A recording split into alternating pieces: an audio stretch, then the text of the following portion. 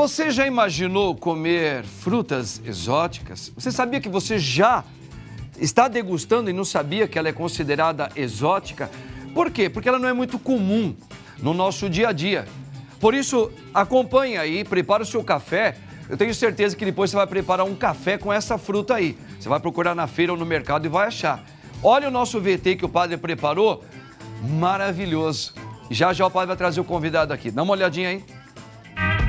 O Brasil tem mais de 180 frutas catalogadas e às vezes a gente sempre acaba saboreando as mesmas, como maçã, pera, banana.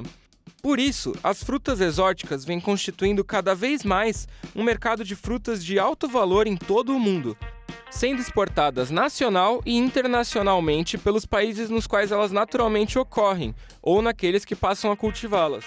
Frutos exóticos são aqueles que apresentam características que os tornam únicos e muito diferentes, seja na cor, sabor, odor ou formato. Além disso, esses frutos costumam ser cultivados em uma pequena escala local, sendo raros para consumidores fora desses locais. O Brasil possui uma grande diversidade de habitats e climas, o que favorece a ocorrência de diversas espécies em cada região. Na Amazônia, por exemplo, o comércio local é abastecido de frutas exclusivas dos estados do norte e nordeste do país, como o cajá, o abil, o genipapo, o ingá-cipó, a physalis e o cupuaçu. Cada uma dessas frutas possui sabor e valor nutricional únicos, sendo que diversas delas são associadas a efeitos terapêuticos. Para quem gosta de experimentar sabores diferentes, introduzir frutas exóticas nas receitas pode ser uma ótima opção.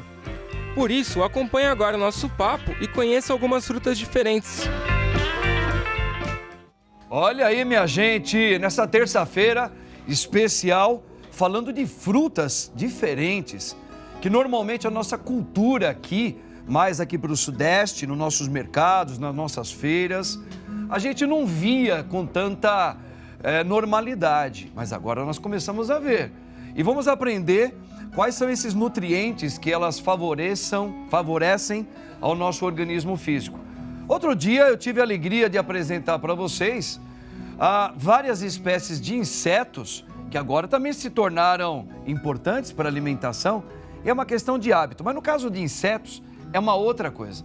Essas frutas, ela pode ser e já está sendo muito comum na mesa de muitos brasileiros.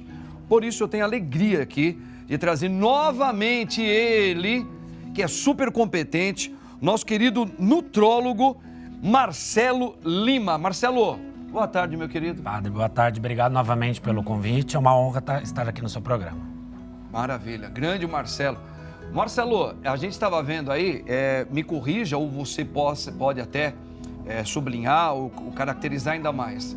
Quando a gente fala para os nossos telespectadores de frutas exóticas, primeiramente não é que elas são desconhecidas, porque o que ela pode ser exótica para nós, ela é muito comum numa outra região do país ou até fora do país, não é? Exatamente. E que agora nós começamos a fazer degustar mais esses alimentos de uma maneira mais comum. Seria isso mesmo? Isso, a definição de exótico é o que foge do comum, né? Então, por isso que vem essa questão de ser exótico. Muitas dessas frutas, elas têm alguns locais específicos para serem plantadas, para ser cultivadas, épocas do ano, não vingam em qualquer clima. Então, por isso que elas acabam sendo exóticas. Mas com a facilidade de importação, exportação, os meios de transporte sendo mais acessíveis, elas começaram a ganhar espaço também na mesa do brasileiro. O papel das frutas. A gente sabe que nós estamos falando aqui de um país que é riquíssimo na sua agricultura, na sua diversidade, né? Mas a gente sabe que, infelizmente, por causa aqui não é o caso que nós estamos entrando, mas de uma política social totalmente desregulada, nem todos podem ter frutas nas suas mesas. Exatamente. Mas, para quem pode, talvez existem outros, e a gente sabe que existem meios que você possa ter frutas.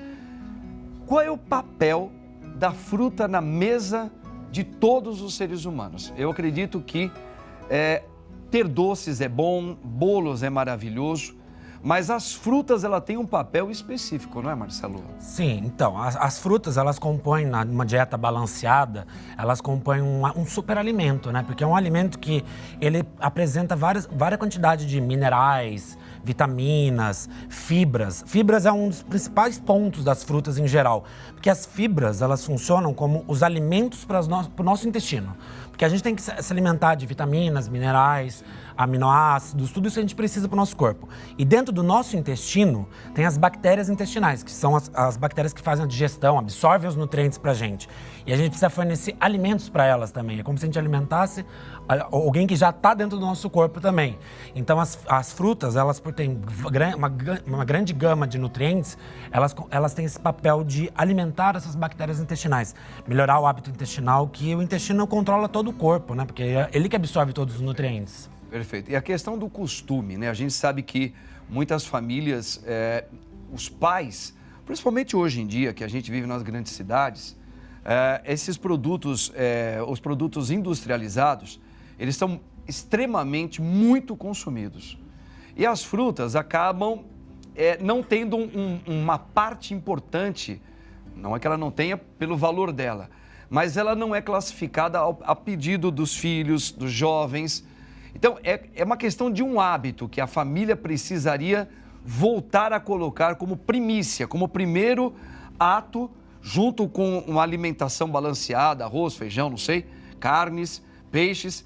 A fruta deveria ser desde pequenininho para que haja um hábito e um consumo maior novamente delas. Muito bem colocado isso, padre. O que acontece? A criança, o bebê, ele precisa de estímulo para ele conseguir comer o alimento. Boa. As frutas em si são uma gama de frutas. Algumas têm um sabor mais cítrico, um sabor mais adocicado. Elas têm um sabor um pouco diferenciado. Então, se você acaba não colocando isso no início, aos poucos, a partir de 1 ano, para as crianças se sentindo, ela não vai aceitar de primeira. Às vezes os pais acham que a criança não gostou de primeira, ela não gosta mais. Mas às vezes é diferente para ela. Então, você tem que insistir mais um pouquinho para ela criar o hábito e assim conseguir comer.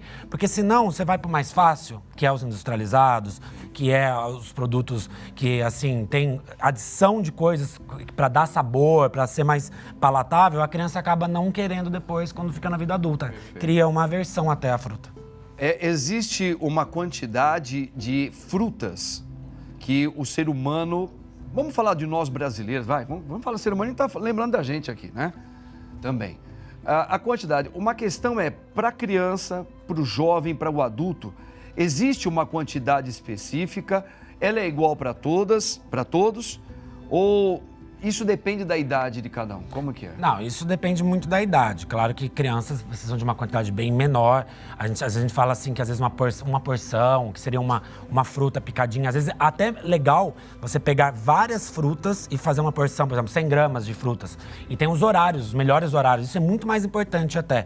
Que seria, por exemplo, café da manhã, é onde ela entra muito bem. Pós-almoço, como uma sobremesa, seria legal. Não é legal, por exemplo, colocar frutas no período noturno. Porque a fruta, por mais que ela tenha todos os benefícios, ela ainda é calórica, porque ela tem frutose, é um açúcar. Se você coloca ela no período noturno, você pode gerar muitas calorias e acabar tendo um efeito de acabar engordando, ganhando sobrepeso. Então, muito mais do que, às vezes, a porção também é o horário. O horário. O café da manhã é o melhor horário. E sempre adicionar alguma coisa junto que faça essa fruta ficar um pouco, ter potencializado o benefício dela. Por exemplo, às vezes colocar uma granola. Você coloca essa granola, ela tem mais fibras, ou seja, esse açúcar vai passar mais devagar pro sangue. Perfeito. Então a pessoa tem menos chance de... A pessoa usa muito aveia. Aveia, granola, as sementes como chia, linhaça, semente de abóbora. Isso daí, se adicionando junto à fruta, ela potencializa o efeito dela. Maravilhoso. Ó, o pessoal pode entrar aí fazendo pergunta também, hein? É só entrar no Facebook aí da nossa YouTube, da TV Rede Vida, e você pode fazer pergunta, aproveitar que o nutrólogo está aqui. Marcelo Lima, o melhor nutrólogo que a gente conhece, não tem para ninguém não. Temos mais um VT, tem uma pergunta aí que vai ajudar muito a nossa conversa aqui, ó. Solta aí o VTzinho pra gente ver. Como apresentar novas frutas para uma criança? Se as tradicionais já é um pouquinho difícil? Como aproveitar, como apresentar novas frutas, Marcelo? Esse é um grande desafio, até que a gente comentou um pouquinho antes. Como que você faz a introdução de qualquer alimento novo para criança que seja nutritivo, vamos pensar numa fruta. Primeiro você tem que pensar na apresentação. A criança, a primeira coisa que ela vai fazer, ela vai olhar o prato, ela vai ver como tá. Apresentou a fruta inteira, ela não quis, não gostou da primeira vez, tenta mudar. Corta em pedaços diferentes. Tenta colocar misturado com alguma outra coisa. Às vezes até, por exemplo, banana. Tem criança que não gosta de banana, não gosta de banana. Se você amassa a banana, ela consegue comer, ela come. Às vezes pela textura, pelo modo que tá a fruta em si, no caso, né? Ela não aceita de primeira. Mas quando você muda o formato dela, ela aceita. Ou quando você dá uma misturada com alguma coisa, como por exemplo eu falei, às vezes misturou com uma aveia. A criança, com a banana com a aveia, ela gostou. Ela não gostou da banana sozinha, mas com a aveia ela gostou. Então você consegue trazer algumas outras coisas. Você tem que mudar o aspecto, eu diria, o formato, caso ela não aceite. E caso ela não aceite de primeira, você também tentar com algumas outras coisas misturadas. Ela gosta de maçã, mas ela não gostou da uva. Que tal cortar a uva bem pequenininha, junto com a maçã, onde ela vai comer os dois e vai começar a sentir o sabor, vai começar a se adaptar. Que legal. Agora, ô Marcelo, eu lembro que uma mulher trabalhava na casa da minha mãe e na hora do almoço, ela preparava um prato, como qualquer um, arroz, feijão, ela colocava a mistura, mas ela tinha um hábito que no primeiro momento a gente sentia até um pouco, né? Mas depois ela pegava a banana, ela picava a banana em cima do arroz e feijão, picava assim. Mas para espanto nosso, ela pegava uma laranja e picava em pedacinho a laranja junto com arroz e feijão, né? Era um hábito que ela tinha, era uma mulher que ela veio do Nordeste brasileiro, então ela falava, eu estou acostumado a comer banana, laranja misturado com comidas quentes, né?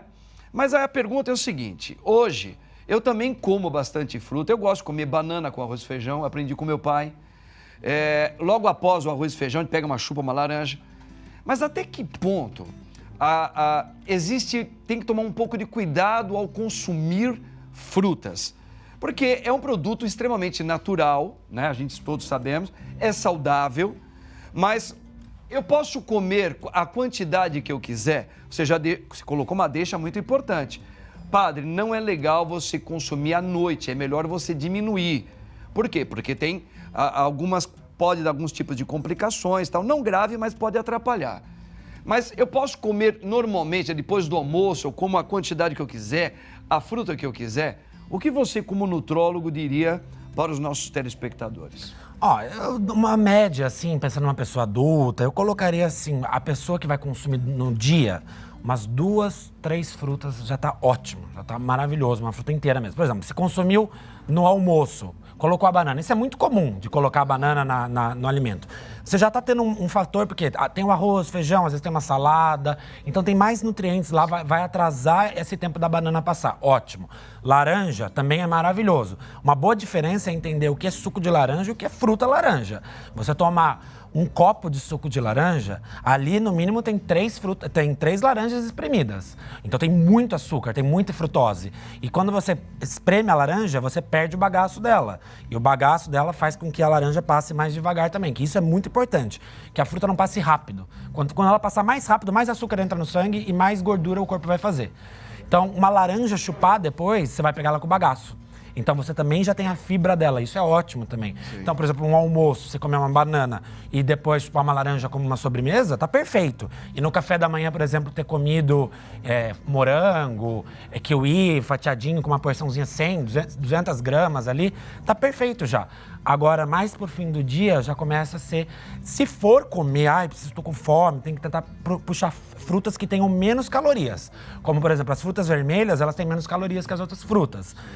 Também o kiwi tem menos calorias, seriam frutas com menos índice de glicemia, né, de açúcar.